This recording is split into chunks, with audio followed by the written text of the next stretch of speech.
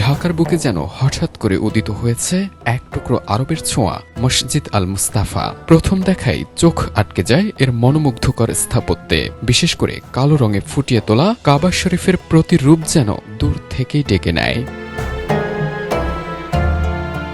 দেয়ালে সোনালী হরফে লেখা আল্লাহ ও মুহাম্মদ সাল্লাল্লাহু আলাইহি ওয়াসাল্লামের নামগুলো আলোর মতো ঝলমল করছে, যেন মনে হয় এক টুকরো আধ্যাত্মিক মহিমা নেমে এসেছে এই নগরে।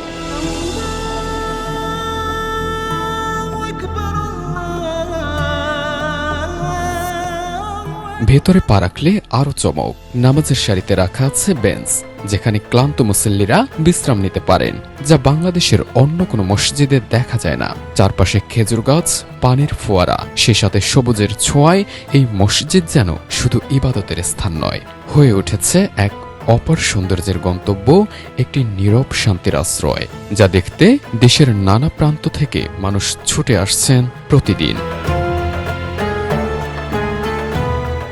টিম যুগান্তর রওনা হয়েছে সেই উদ্দেশ্যে।